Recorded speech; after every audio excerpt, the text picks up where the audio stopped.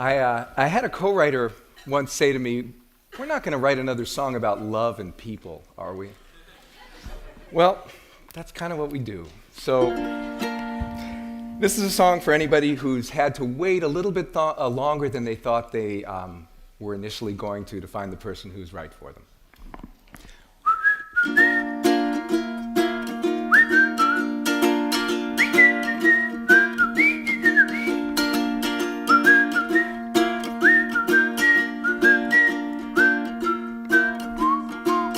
I've got albums full of pictures and a box of ticket stubs, years of small reminders of the girls I thought I loved. I knew there was a reason I stayed unattached and free, but girl, I gotta tell you, you took your sweet time finding me. You're so late. Where you been? Just when my faith was wearing thin, I knew that you'd come and I'd find the one who would be so worth the wait. But how could I know you'd be so late?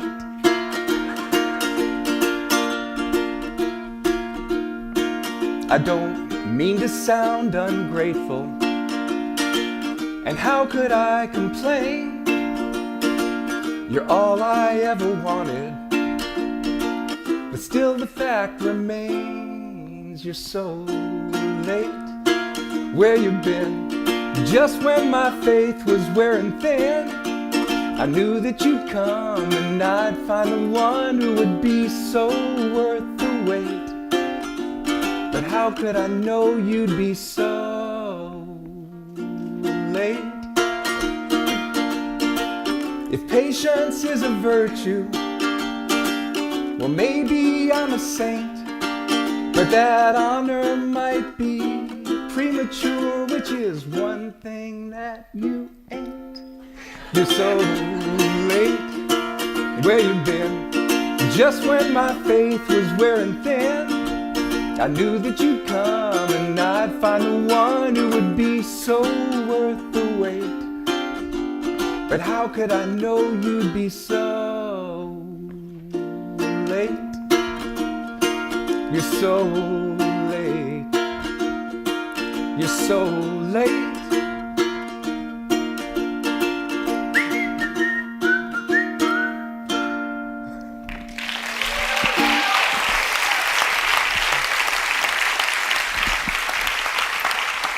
Well, thanks. I wrote that last one with a dear friend of mine named Christy Jackson. This next song is the direct result of what happens when two songwriters spend an afternoon imagining a conversation between two rather somber historical figures. This is called Mary Lincoln's Last Night Out. Abe and Mary Lincoln were dining and a-drinking on Pennsylvania Avenue. After finishing his sherry, Abe says to Mary, "I got a lot of things to do." Mary says to Abe, "You're killing me here, babe. You're trying to save the world, I know. But a girl could use a night out. It's time to leave the White House. Abe, take me to a show. The slaves are free, no Grant, no Lee. But what about me? You know that I've got needs." I never said a word. I went to Gettysburg to hear you give that stupid speech. You unified the nation by skipping our vacation. How about emancipating me? I can't wait till tomorrow. I bought a new tiara, and wouldn't that look apropos for a night out on the town? So babe, don't let me down. Abe, take me to a show. The slaves are free, no Grant, no Lee. But what about me? You know that I've got needs and I refuse to be ignored. we're going to the Ford, and don't you try to tell me no. What's the worst that could happen? Put on your coat and hat and baby, take me to a show. What's the worst that could happen? Put on that stovepipe hat and baby, take me to a, baby, take me to a, baby, take me to a show. Thank you very much.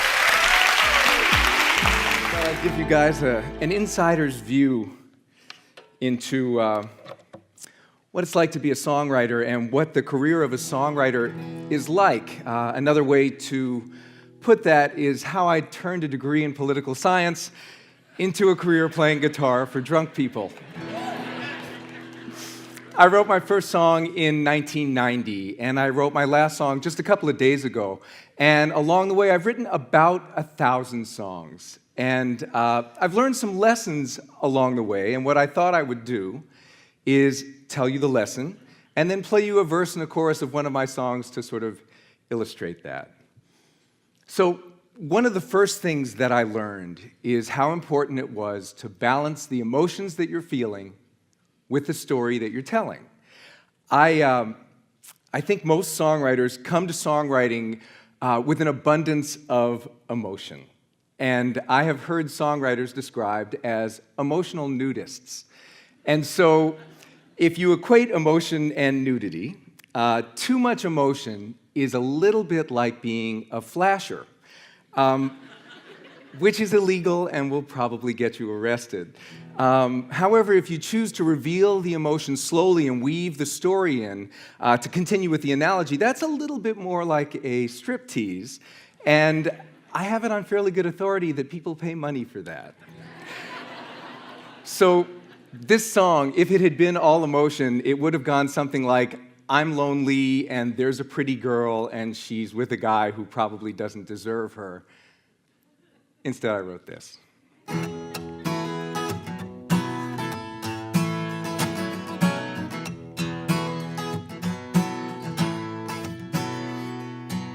I'm talking at a table by the bar when she walks in, and I can't help but hope she's come here by herself. But anyone that beautiful ain't out looking for me, and I watch her sit down next to someone else. Then she tells him that she loves him, and he doesn't even move. If that were me, she wouldn't have to say it twice. If I'd have been a little bigger, or could run 2 times as fast, I'd have offered him this small piece of advice. When she tells you that she loves you, don't just sit there. Can't you see you've got to show her how much you love her? Look here, I'll show you. Give her to me.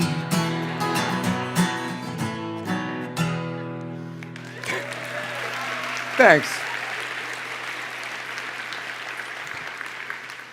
So the second thing that I learned over time was how important it was to look for a fresh angle on a familiar topic.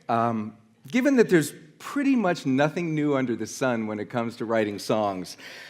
I had a co-writer come into a session once, for example, and he sat down and he said, so are we going to write another song about love and people?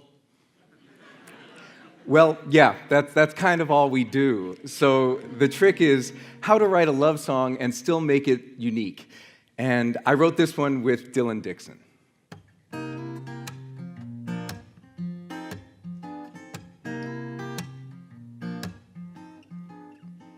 Let's just say that a boy meets a girl and they fall head over heels. It happens every day all over the world, but they act like it's some big deal. The next thing you know, they're always together, throwing around words like love and forever. And I'm so tired of hearing that story. They've been telling it since Adam and Eve. Blah, blah, blah. Love's so boring, except that it happens to be. happening to me.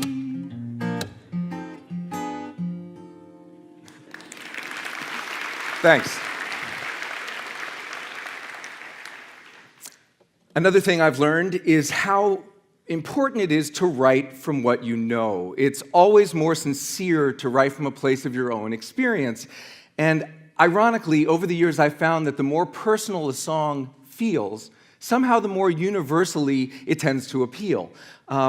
With this next song, even though it kind of feels like my story, it's been recorded and performed by female artists too. So I wrote this one with Scott Carter and Fred Kohler.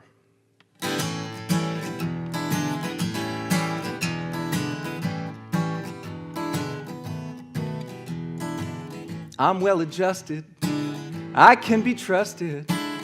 You might even say I'm pretty swell. Old movies make me cry, I'm a very normal guy. Let me tell you why my life's become a living hell. I'm nice, that's what I've been told. I hope you never wind up in my shoes. Ask anyone who's met me and all the girls who've left me. I'm the nicest guy they ever knew.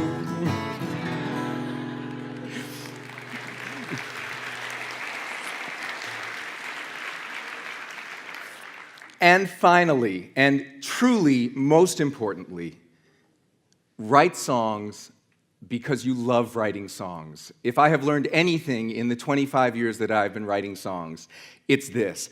As a matter of fact, I read a great quote recently, which goes something along the lines of, writing songs for the money is like getting married for the sex. Here's what I think that means.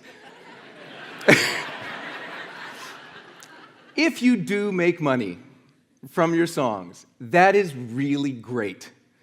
But it's not the thing that's going to sustain you over the course of your career. And to that end, I have a story, and the story goes something like this. A couple of years back, I was put together to write with a young artist who had just been signed to Universal Records, and it was all very exciting, and we sat down and didn't know each other at all when we sat down, and after about 20 minutes of chatting, we wrote this song over the next couple of hours. And he took this song and he brought it to his label, and he played it in the showcase, and everything was looking great. And I got a call from him a couple of days later, and he said, listen, I just wanted to call and tell you that I have lost my record deal, and I would completely understand if you don't want to write with me anymore. To which I had to explain to him, look, this is not why I'm writing with you, and you're a talent, this is going to work out, just keep doing what you're doing.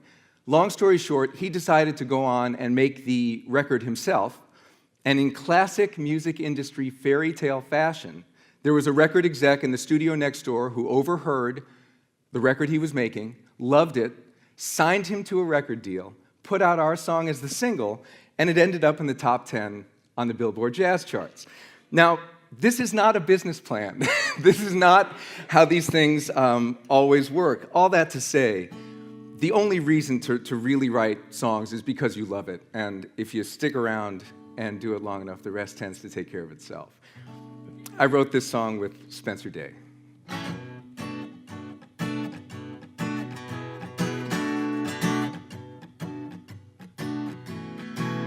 A sleepless night in the city, no peace and quiet in the city. It's hotter than the water from a boiler in the basement of hell. In this low-rent walk-up, broken-down hotel, counting the cracks on the ceiling, flat on my back, and I'm feeling lower than the roaches in the tunnels of the 1 and the 9.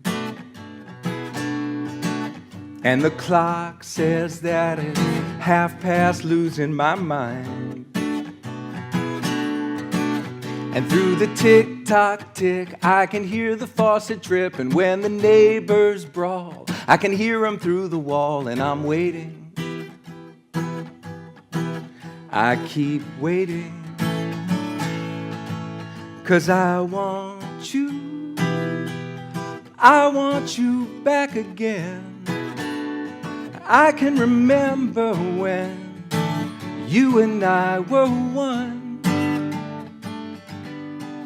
and I want to change your mind.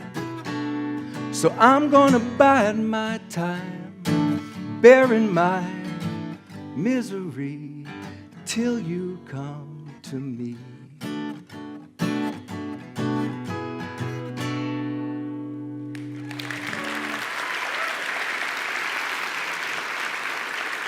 Thanks.